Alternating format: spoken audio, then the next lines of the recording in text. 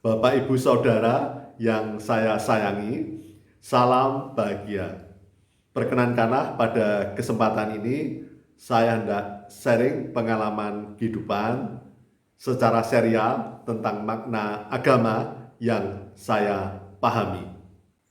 Beberapa waktu yang lalu saya sudah menyampaikan secara serial tentang makna agama, dan pada saat ini saya hendak menyampaikan bahwa agama itu adalah suatu keyakinan sekaligus perbuatan atau tindakan. Menurut pemahaman saya, setiap orang yang memeluk agama pada dasarnya karena faktor keturunan atau juga secara kesejarahan, secara historis, pernah di suatu negara di Eropa misalnya. Sebelumnya rakyatnya memeluk agama A. Kemudian terjadi peralihan kekuasaan yang penguasanya adalah agama B. Kemudian penguasa tersebut dengan ancaman memaksa kepada rakyatnya untuk berpindah beragama B sesuai dengan agama penguasa yang baru.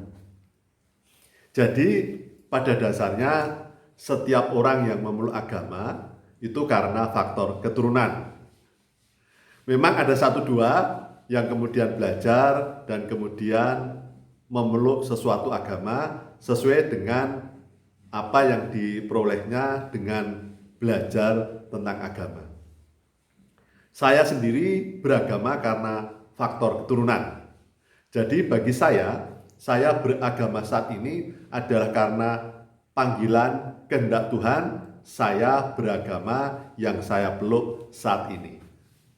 Kemudian saya telah memeluk sesuatu agama, maka saya harus meyakini bahwa agama tersebut paling sesuai bagi diri saya, sesuai dengan pribadi saya, karakter saya, sehingga saya berusaha agama tersebut menyatu di dalam diri saya.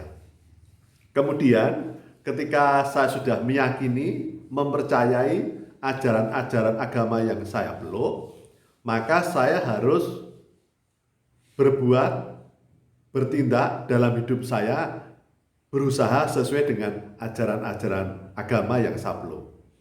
Bagi saya setiap agama mengajarkan hal yang mulia, yang luhur, tentang kebaikan, tentang kebenaran, tentang kebajikan, tentang kejujuran, tentang kesabaran, tentang berbuat baik kepada orang lain, saling menolong, saling membantu.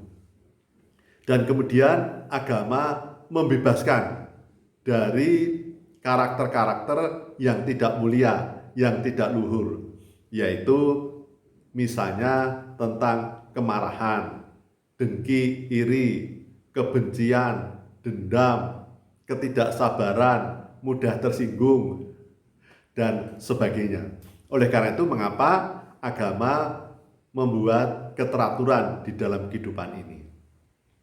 Dan apabila saat ini di dunia masih ada konflik, masih ada ketidakadilan, justru disitulah kita sebagai umat beragama yang mempercayai bahwa agama kita mengajarkan kemuliaan dan juga keluhuran, maka marilah kita bersama-sama saling berlomba-lomba untuk mewujudkan ajaran-ajaran yang mulia dan luhur agama kita tersebut melalui perbuatan-perbuatan kita, melalui perbuatan-perbuatan yang baik dan benar, sehingga kita bisa bahagia, bisa merasakan kedamaian, ketentraman sesuai dengan ajaran-ajaran agama yang kita anut, yang kita peluk. Dan kemudian ketika kita sudah merasa bahagia, damai, tentram, maka kita juga akan bisa membuat orang lain di sekitar kita merasakan kebahagiaan kita. Dan kemudian ketika semua orang semakin banyak yang bahagia, maka kita bisa berharap bahwa dunia akan menjadi lebih damai, sejahtera, rukun, tentram, dan bahagia. Jadi saudara-saudaraku, agama itu adalah suatu keyakinan. Apa yang kita anut, kita harus meyakini memang agama kita yang paling sesuai dengan kita. agama yang mengajarkan hal-hal yang mulia dan luhur. Agama yang mulia dan luhur itu akan terlihat, akan mewujud di dalam perbuatan-perbuatan kita. Jadi jangan sampai kita sudah merasa bahwa agama kita yang luhur dan mulia, tapi perbuatan kita tidak sesuai dengan ajaran-ajaran agama yang kita anut atau yang kita peluk. Ajaran-ajaran agama mengajarkan tentang kesabaran, tentang penguasaan diri, tentang kebaikan. Maka jangan sampai kita di dalam hidup kita, kemudian kita mudah marah, mudah membenci, saling menghina, saling memaki, sehingga antara perbuatan kita dengan agama yang luhur dan mulia tidak sinkron. Jadi marilah kita bisa mensinkronkan, bisa menunjukkan agama kita yang luhur dan mulia itu di dalam tindakan perbuatan di dalam hidup kita.